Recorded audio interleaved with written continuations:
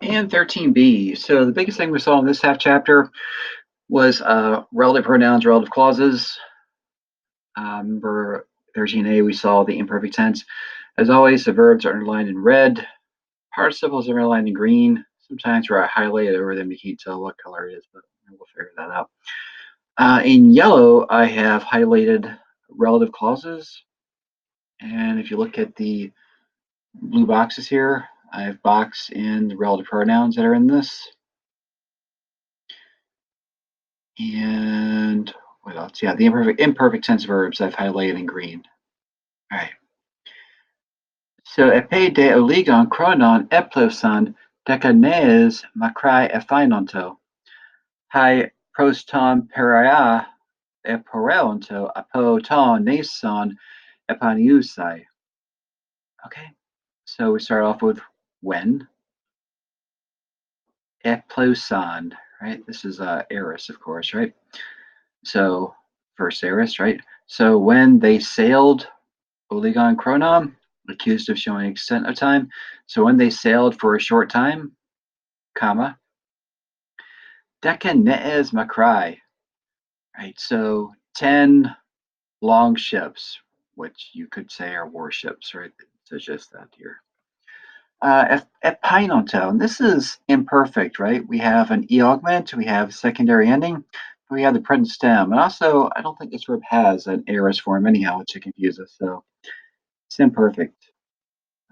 So 10 warships appeared, were appearing. Right, then we get this high here, but notice it has an accent, so it's not a definite article, it's a relative pronoun. So it's got to be referring to something that is feminine and plural. All the ships, right? Is Macrae. So the warships which, okay, which eporelonto were traveling. Clearly imperfect, right? We have the e augment to the secondary ending, and that is the present stem from that verb, right? So we're traveling to the Piraeus. So which we're traveling to the Piraeus. Apo from the islands of Paniusai. So returning, right? Iusai here, the participle. Remember that form of erkamai that looks like the verb to be. Right? We saw to be is ami, but then I will go is ami. Right? So we have these forms between ami and ami that are very similar, but here I know this is returning because of the I. Right? The I here is a giveaway. Frequently, it's a giveaway to tell you that it's the to-go verb. So returning from the islands. It's a present participle here. So returning from the islands. Pantes un. So therefore, okay, pantes un tas trieres eteonto. Hi takeos diaton kumaton espelon. Right? So everyone tas trieres. So these can't go together, right? Pantes is not pantas, so it's nominative. Tas. So this must be accusative. So different things here. So pantes, that's my nominative. Everyone. Eteonto, right? That is a imperfect, right? And easy to spot here because of the contraction. Right? So we have an e augment, a present stem, secondary ending, and it's from an a contract verb. Right? So you see a contraction, it's going to be imperfect, right? You see a contraction with a secondary ending, it's going to be imperfect, right? In general. Right. So everyone was watching the triremes, therefore. Right? Another relative pronoun, right? Notice the accent. So this is a relative clause, right? And the high here is referring to the triremes because it's feminine and plural, right? So that's what we're referring to here. That's the antecedent, which S spelled on, another imperfect. E augment, present stem, secondary ending. Right? Remember the imperfect for this is a first aorist and the D drops out. Right? So the triremes, which were rushing, not sure if it's right to say if ships are hurrying, so rushing might sound better here. We're rushing takeos, adverb, quickly, adverbs end in omega s, quickly through the waves. Okay. Hoi gar aretai to keloste petomenoi tain talatan hama etupton. Okay. So gar, we're going to take first, that pose positive. The rowers, petomenoi, right? A present middle participle. Peto, I persuade, but then the middle form is like I am persuaded, I obey. Right? Um, so the rowers, petomenoi, obeying, right? It takes a dative, right? Obeying the boatswain, I guess the guy who calls out time for them while they row. Um, so obeying the boatswain together, hama etupton. We have our verb, right? And it's imperfect. E augment, secondary ending, but it's a present stem, right? So we're striking the sea together, right? With their oars, right? That's what rowers do. Epe, when. De uketi epainonto hai Mazdon men egignato ho animos, he de talata ekumanin, period. Sorry. Okay, so when uketi no longer the triremes were appearing in perfect again, we talked about this. So when the triremes were no longer appearing, we're no longer present, probably is what we'll say here. Ho animos, right? That's nominative, right? It has the nominative article, second declension, nominative singular ending. So the winds became, and then the comparative here, greater.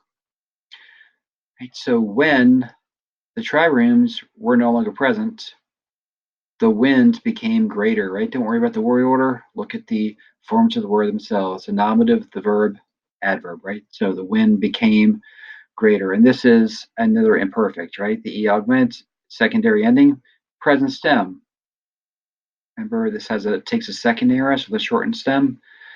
Again, right? So this is imperfect. So the wind was becoming, I should say, the wind was becoming greater, mazdon. Okay, heyday talata ekumainen. So in the sea, ekumainen, right, which it gives to you and suggests that we take it as the, remember that use of the imperfect we talked about at the beginning of action in the past, right? I guess that kind of would make sense here in context. So it was becoming wavy.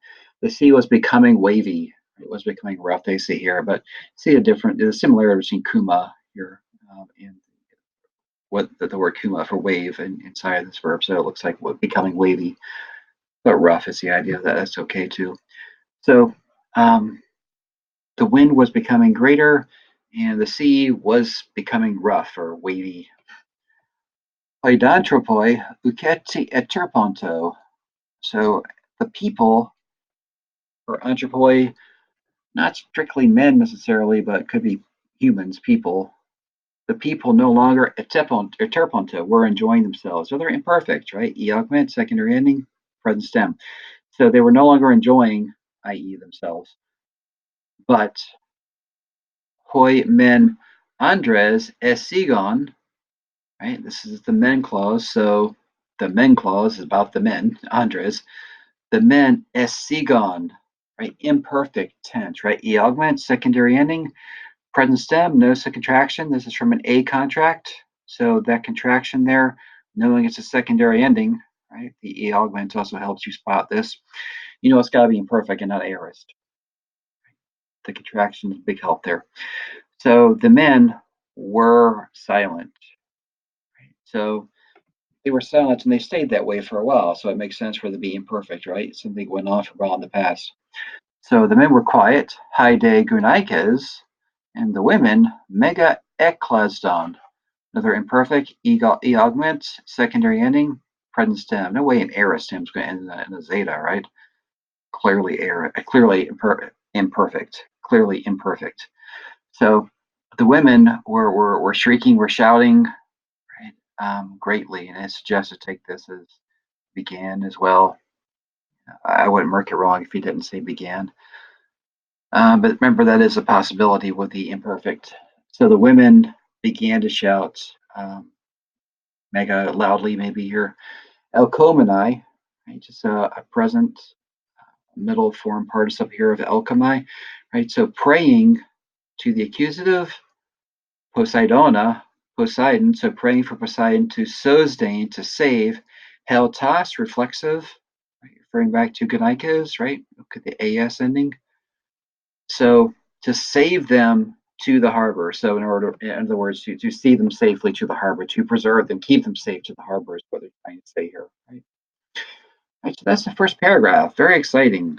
Right? So we're on a 3-hour tour. Hopefully it turns out better than it did for a certain other group of castaways you may be familiar with. All right, so go ahead and finish out the translation. We'll go through it and be better for it.